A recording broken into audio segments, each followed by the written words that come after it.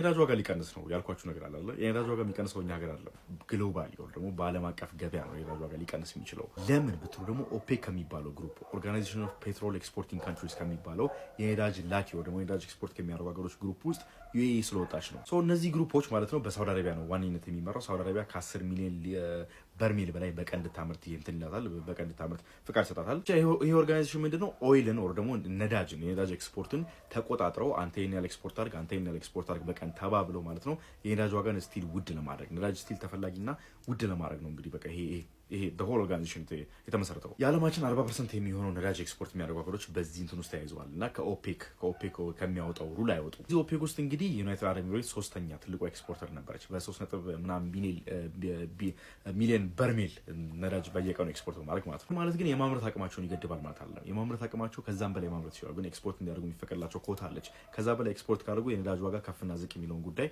መቆጣጠር ስለማይችሉት ማለት ነው። ዩናይትድ አረብ ኤሚሬትስ በቀን እስከ 5 ሚሊዮን በርሜል ድረስ ማምረት ትችላለች። ማውጣት አውታ ኤክስፖርት ማለት ይችላል እስከ 5 ሚሊዮን ድረስ፣ ግን ተገድባለች በ3 ሚሊዮን ማለት ነው። 60 ዓመታት በኋላ እንግዲህ በቃኝ በማለት ዩኤኢ ከዚህ ስምምነት ወጣለች። ይሄ ማለት እንግዲህ እስከ 5 ሚሊዮን በላይ አቅም ካላት ከ5 ሚሊዮን በላይ በርሜል ነዳጅ በላይ በየቀኑ ኤክስፖርት ማለት ትችላለች። this means more oil to the market ማርኬቱ ላይ ሞር ኦይል ይገባል።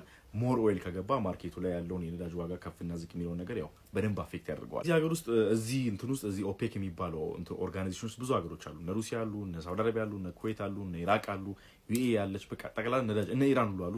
ነዳጅ ያወጣሉ ተብሎ የሚታሰቡና ኤክስፖርት ያደርጋሉ ተብሎ የሚታሰቡ ሀገሮች ቁጭ ብሎ ባንድ ላይ ተሰባስበው ቁጭ ብሎ የነዳጅ ዋጋን እንዴት ውድ አድርገን እንጠብቀው፣ የነዳጅ ዋጋን እንዴት ኮንትሮል እናድርገው ማለት ተስማምተው ነው እንግዲህ አንተ ይናል የሚባባሉት ማለት ነው። እሺ ነዳጁን አወጣች፣ ቤት በኩል ኤክስፖርት ታደርገዋለች። እንትን ተዘግቷል አለ ስትሬት ኦፍ ሆርሙዝ። ዩኤኢ መርከብ ላትጠቀም ትችላለች፣ ወር ደግሞ በስትሬት ኦፍ ሆርሙዝ በኩል የግድ ማለፍ አይጠበቅባቸውም ለዩኤኢ ነዳጅ እንትን ለማለት ማለት ነው። የምትመለከቱት በአረንጓዴ የተቀመጠው ፓይፕላይን የሀብሻን ፉጃሪያ የሚባለው ፓይፕላይን ማለት ነው። ቀጥታ ስትሬት ኦፍ ሆርሙዝን አልፎ እዚህ ጋር መጥተው መርከቦች ነዳጃቸውን ቀርተው ኤክስፖርት እንዲያደርጉ ነዳጃቸውን ከዚህ ቀርተው እንዲያልፉ ያደርጋቸዋል። ቴክኒክሊ ኢራን ይህንን ስትሬት ኦፍ ሆርሙዝን አትቆጣጠረውም ማለት ነው። ስለዚህ በዚህ በኩል የሚያልፍ ከሆነ ትቆጣጠራቸው ነው። ስለዚህ በዚህ በኩል አድርገው እዚህ ጋር ይመጣል፣ ነዳጃቸውን ይቀዳሉ። ከዛ እዚህ ጋር የአሜሪካ ብሎኬድ አለ። የአሜሪካ ብሎኬድ ደግሞ ከማጋ ነው የመጣው ነዳጅ ከዩኤኢ ያሳልፋቸዋል ማለት ነው። ዩኤኢ ወጥታ የራሷ ነዳጅ በራሷ ፍላጎትና በራሷ አቅም ራሷ እንደፈለገች ኤክስፖርት አድርጋ አሪፍ ጥቅም የምታገኝ ከሆነ እዛ ውስጥ የሚገኙ ሀገሮች መውጣታቸው አይቀርም። ስለዚህ ሚስ ኮምፒቲሽን ሊመጣ ነው ማለት ነው። በጥቂት ጊዜ ውስጥ ሳይሆን በረጅም ጊዜ ዛሬ 2 ዓመት 3 ዓመት ምናምን ሀገሮች ከዛ የምር ከኦፔክ የሚወጡ ከሆነ የዩኤን ሪዛልት አተው የሚወጡ ከሆነ እነሱ እንደፈለጉ የሚያመርቱ ከሆነ እነሱ እንደፈለጉ ዋጋቸውን ከፍ ዝቅ የሚያደርጉ ከሆነ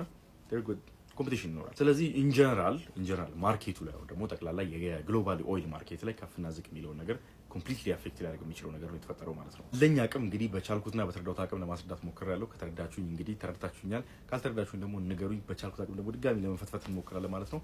ይመቻችሁ። ቴንክ ዩ